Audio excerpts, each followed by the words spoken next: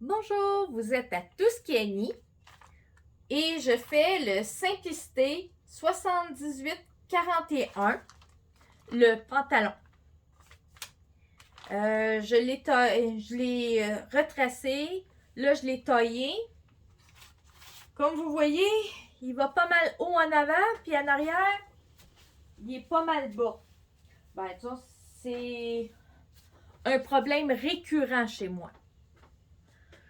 Ça fait que là, j'ai mis un élastique au niveau de la taille. Je l'ai installé, pas trop serré. Une fois qu'il est mis, puis que j'ai bien placé le pantalon à la hauteur que la fourche soit correcte, je danse la danse de Saint-Guy. Je fais la danse du zombie pour que l'élastique se place vraiment bien à la taille. Et une fois qu'il est bien placé, je vais mettre des identifications, euh, des petites épingles de sûreté ou épingles à couche que j'ai mis tout le tour. Et là, je peux enlever l'élastique et je peux me déculotter. Non, ça ne sera pas devant vous. Bon, j'ai enlevé mon pantalon, je l'ai mis à l'envers. Les épingles, je ne sais pas si on les voit bien, d'un côté sont ici. De l'autre côté sont là aussi, je l'ai fait des deux côtés. Pour ceux qui ont une scoliose, prenez deux couleurs de crayon. Un, vous le faites d'un seul côté, avec les épingles d'un côté, et l'autre, vous allez chercher les épingles de l'autre côté. Je sais que l'autre épingle est ici, et l'autre épingle ici, puis l'autre, pour moi, est ici. Moi, mes deux côtés sont égales. Ça fait que je vais me servir des épingles des deux côtés et je vais faire une moyenne entre les deux s'ils ne sont pas tout à fait égales. Là, j'ai mon crayon. En réalité, j'en ai pas besoin. J'ai déjà fait mes marques. Ici, il y a une marque qui fait les deux parce que les deux sont un par-dessus l'autre, là. Ici. J'ai fait ma marque du départ, qui est ici. J'ai fait celle-là ici. Il y en a une ici. Elle est un peu décalée si on voit. Un petit peu. Je ne sais pas si on la voit, elle est juste là. Et ici, j'en ai une, puis ici, j'en ai une. On voit les deux. Puis celle-là ici, j'ai fait la petite marque. Une fois que c'est fait, on enlève. Ah, tiens, il est en dessous. Et là, on va faire... Bon, cette ligne-là, on va la finir finalement, puisque j'en ai besoin. On vient faire un 90 degrés à cet endroit-là.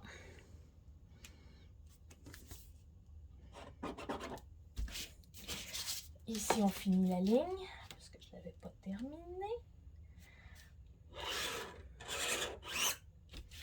On fait un 90 degrés au départ. Et comme vous voyez, il faut que je fasse... Je vais peut-être... Ici, ça sera facile. Je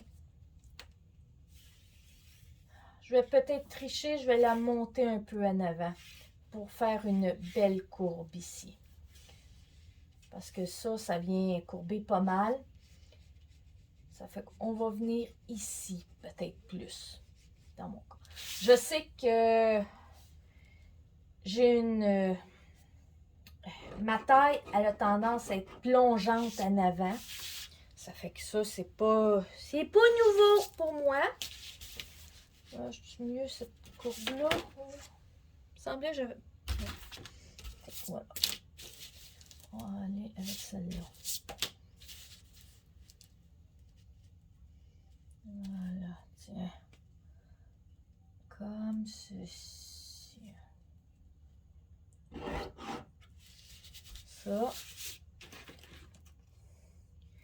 Et on commence dans l'autre sens ici. On va aller entre les deux ici.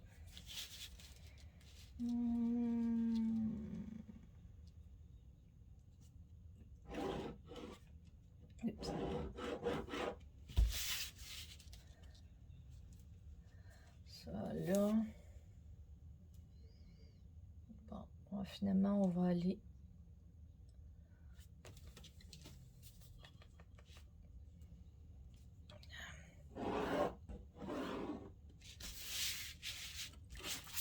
Et on retourne de l'autre côté. Bon, là. Voilà, on va venir.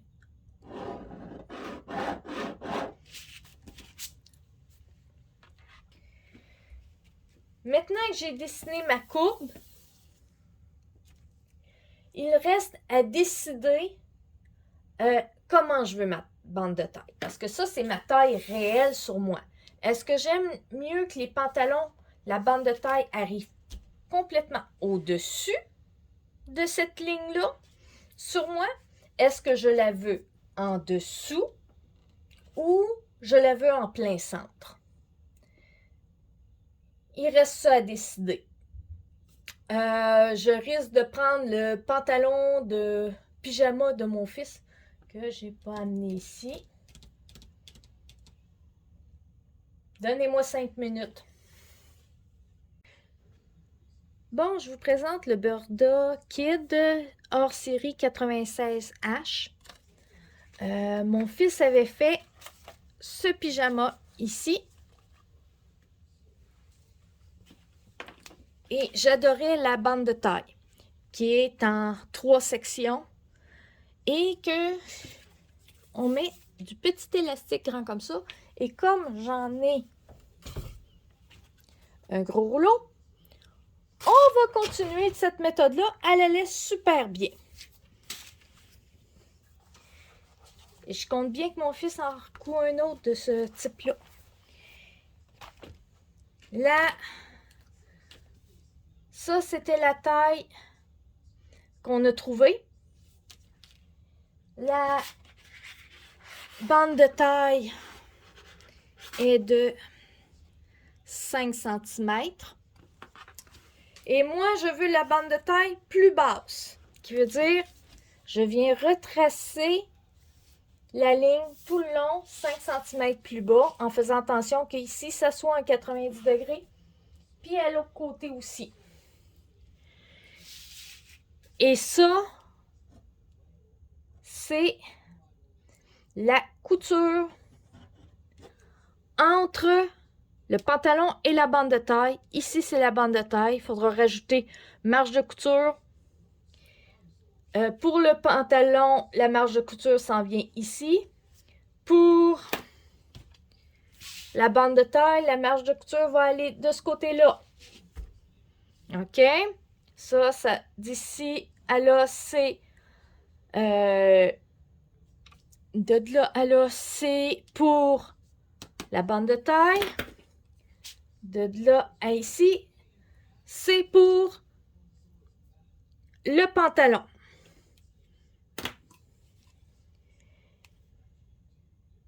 À partir de là, pour la bande de taille, je ne vais pas faire cette courbe-là. Je vais la faire rectangle, comme le patron, c'est ça, juste un rectangle de 5 cm, plus 2 fois les marges de couture. Bon, ici, c'est la couture que je veux avoir pour le pantalon. Ici, c'est l'espace qu'il y aura la ceinture. La marge de couture du pantalon est vers le haut. C'est plus de matériel. La ceinture, je ne vais pas faire une ceinture en forme. Ça ne sert strictement à rien. Surtout que ça va être froncé. Je prends la même ceinture qu'il y avait dans le Burda. C'est 2 fois 5 cm plus les marges de couture. Je veux dire, ça va être plié comme ceci. Plus marge de couture. Et la ceinture, la marge de couture est vers le bas. C'est plus de matériel. Et je vais la mettre à la bonne longueur. Il faudra que je fasse... la longueur de la ceinture doit être la mesure exacte de cette ligne-là moins les marges de couture de chaque côté, qui sont d'1,5 cm. 1,5 cm. OK.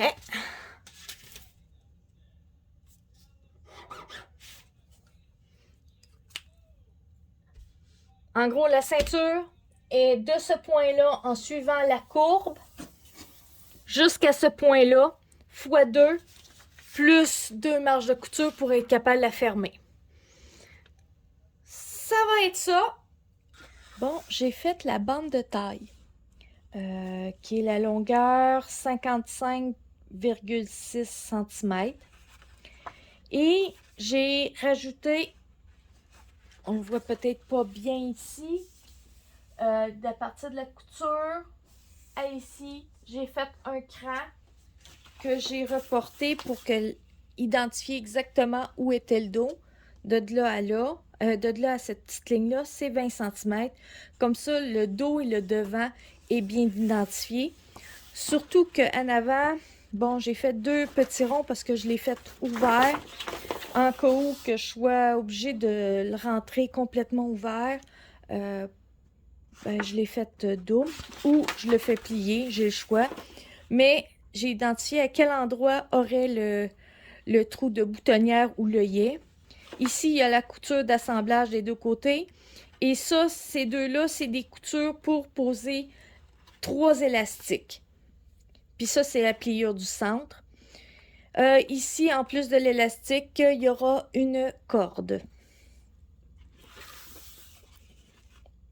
Bon, puis j'ai fait aussi un cran en plein centre de la ceinture.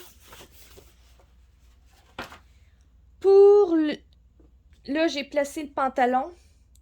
Première chose, avant de placer le patron en tant que tel, on vérifie le sens du dessus. Y en a-t-il un? Et même s'il n'y en a pas tout à fait, j'ai fait le haut. Il faut que le haut et le bas soient dans le même sens. Parce que de temps en temps, tu pourrais dire « Ah, il n'y a pas de sens en tant que tel », mais de temps en temps, tu finis par dire qu'il y en a un parce qu'un est d'un côté et un de l'autre, puis il n'y a pas tout à fait le même reflet. Ça fait que c'est préférable de mettre tout dans le même sens. Et surtout quand il y a des motifs de temps en temps, ça peut être chiant. Ça fait que ça, j'ai vérifié, les fleurs sont le haut et le bas est dans le même sens. Étape suivante, extrêmement important. Un pantalon, on ne doit jamais, je dis bien jamais, au grand jamais, tricher sur le droit fil. Il doit être impeccable, autrement, la patte va tourner autour de ta jambe. Et te ramasser la couture qui est supposée, bon, dans ce cas-ci, entre mes jambes, pourrait se ramasser en avant ou dans le dos. C'est pas ce que tu veux et c'est inconfortable. Ça fait qu'on prend par rapport au bas, d'un côté jusqu'à la lisière du dessus et on vérifie. Il vaut mieux vérifier 2 fois plutôt qu'une. Dans ce cas-ci, je suis obligée d'ouvrir au complet le tissu. Je ne peux pas le plier. Qui fait que je vais le couper à l'endroit. Et avec ce morceau-là, une fois taillé, je vais le reporter en le virant face contre face. Comme ça, je suis certaine que je ne me ramasserai pas avec 2 pattes d'eau. 2 pattes d'eau. 2 pattes droites ou 2 pattes gauches. Ça fait que je serai certain d'être correct. J'ai tout tracé. J'ai tracé tous mes crans. Et après ça, on peut enlever le tissu.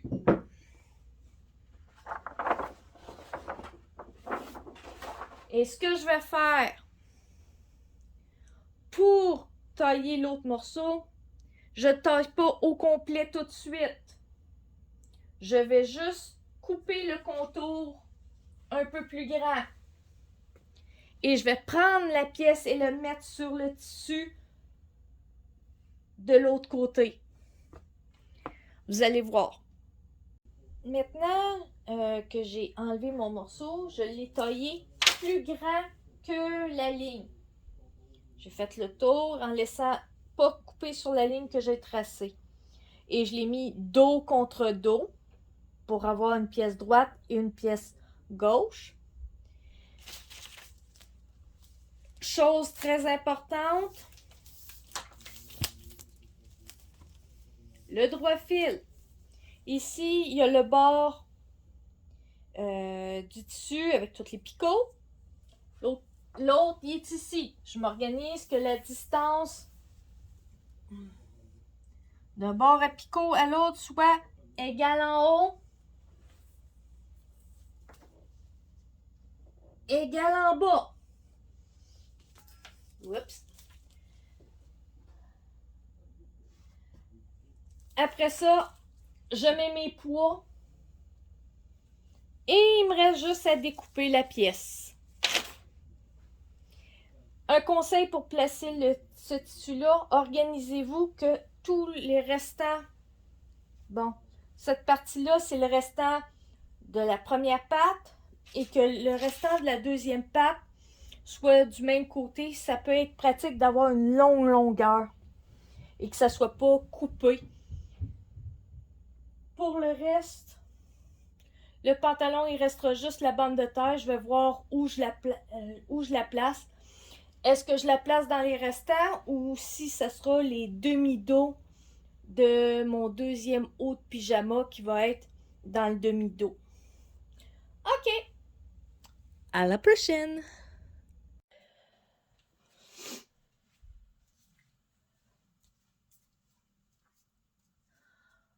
Mon pantalon est terminé. Je suis rendue avec deux hauts. Un, la surpiqûre pour fixer l'arrière et dans la piqûre. Et l'autre, la surpiqûre pour fermer l'arrière était sur le dessus. Et j'en ai fait une deuxième. Et j'ai fait ce pantalon-là. Très contente de ce pantalon-là. L'intérieur, il n'y a pas de couture à l'extérieur de la jambe. Juste une couture ici. Et c'est une couture rabattue. Et la couture est à l'extérieur. Et je vais vous dire, c'est super confortable. On ne la sent pas du tout, du tout, du tout. Et autre chose. Bon, pour l'ajustement de ce pantalon-là, une petite modification à faire. C'est, il est un petit affaire trop haut, d'1,5 cm, l'équivalent d'une section. En arrière, à rien rendu à peu près ici, que je vais faire sur le patron. Et pour la longueur du pantalon de pyjama, en tant que pyjama, il est à la bonne longueur, mais en tant que pantalon, si je me le fais en pantalon, il n'est pas assez long. Il est la limite du court que je peux prendre. Ça fait qu'on va corriger ces deux petites sections. J'ai fait l'essai à ma mère. Et telle mère, telle fille, on a exactement la même morphologie pour la hauteur de la bande de taille comme elle doit être. La seule chose, elle, il faut pratiquement y enlever 2 pouces ses côtés pour que ça y fasse, disons, correct, à peu près comme ce qui me fait présentement celui-là. Ça fait qu'on fait les modifications et après ça, je pourrai vous présenter la vidéo. J'ai hâte. Je savais que dans le dos, c'est 1,5 cm, qui était la marge de couture. Ça fait que je me suis fiée à cette ligne-là, à ce que je dois enlever. J'ai mis des ratures parce que je ne l'ai pas encore fait. Et le point de repère de où était la fin de ce que je devais enlever, je l'ai mis ici. Petit changement de point de vue. Bon, je suis à l'étape de voir jusqu'où on arrête d'enlever du matériel. C'est où il y a la pince. Ici, c'est le devant. Ici, c'est le devant. Je viens mettre couture sur couture. Bon, j'ai mis la couture. Si on regarde il y a une piqûre, la couture est de ce côté-là. On va aller à l'extérieur. La couture est ici où on voit la piqûre. Là, on la met sur la couture de la taille sur la marge de couture, comme ceci. Et là, on étire le tissu pour savoir jusqu'où.